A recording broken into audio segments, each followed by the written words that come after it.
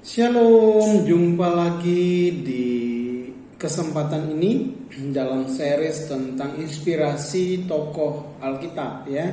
Dan hari ini saya ingin kita belajar dari kehidupan seorang Simson ya.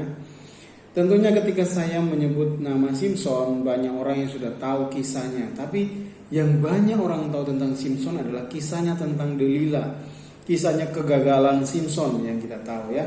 Nah, kekasih Tuhan, kalau kita belajar tentang Simson, kita akan menemukan bahwa dia adalah seorang nazir Allah gitu ya, orang yang dikhususkan.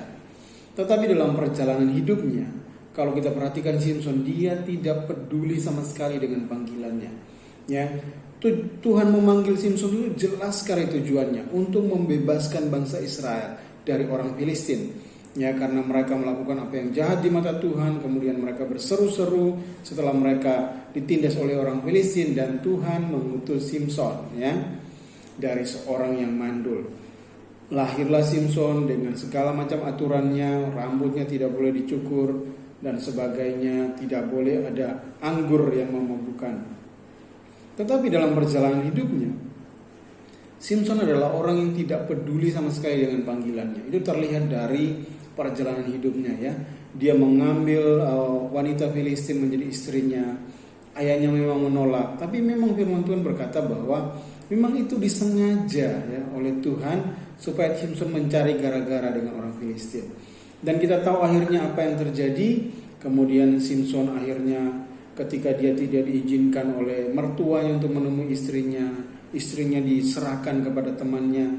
Dia kemudian membakar ladang orang-orang Filistin.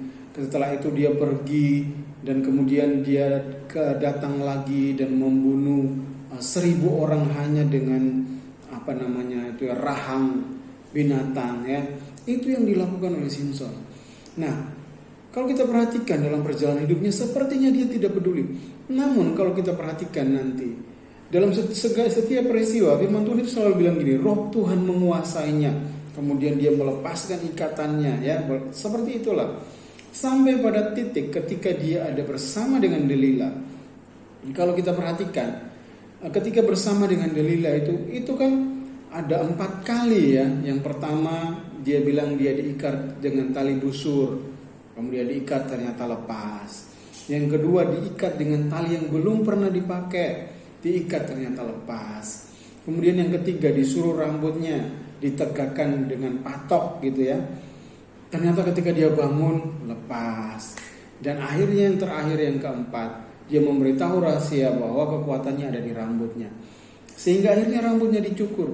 Nah, kalau kita perhatikan rangkaiannya pada posisi ketika yang sampai pada tahap yang keempat, ketika kekuatannya hilang karena rambutnya dicukur itu, Simson itu pada tahap di mana dia merasa bahwa kekuatan yang dia punya itu adalah miliknya sendiri, bukan lagi dari Tuhan.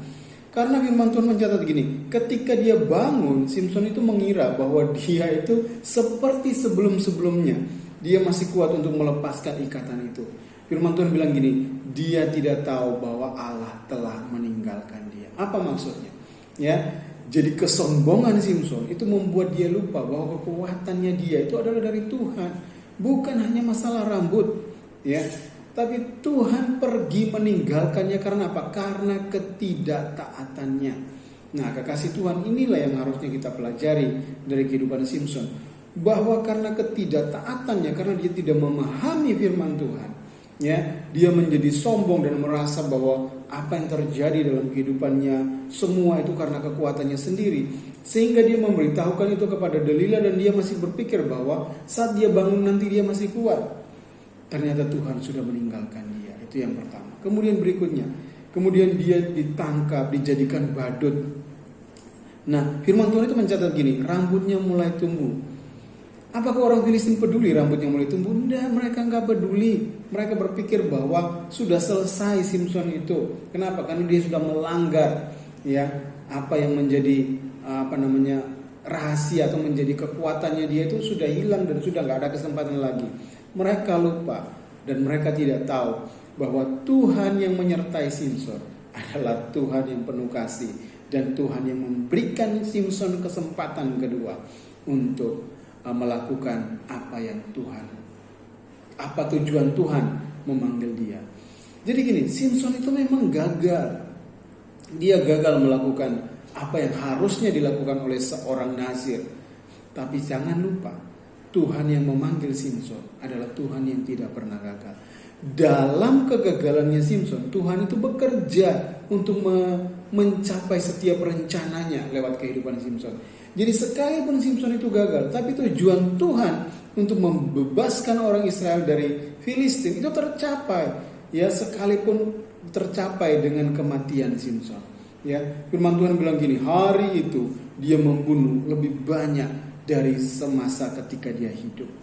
Nah, artinya apa? Tujuan Tuhan terlaksana, tercapai dalam kehidupan Simson, sekalipun Simson itu gagal. Jadi kekasih Tuhan, kalaupun saat ini Anda sedang merasa gagal, jangan khawatir. Ya, Tuhan itu tidak pernah gagal dalam setiap rencana dan kehendaknya dalam kehidupan kita. Jadi yang Tuhan minta satu hal, tetap percaya kepadanya, bahwa Tuhan itu bekerja saat kita berhasil atau saat pun kita gagal. Tuhan tetap bekerja, dan rencana Tuhan atas hidup kita itu yang tidak pernah gagal. Tetap percaya, berharap kepada Tuhan, dan mengandalkan Tuhan. Tuhan Yesus memberkati.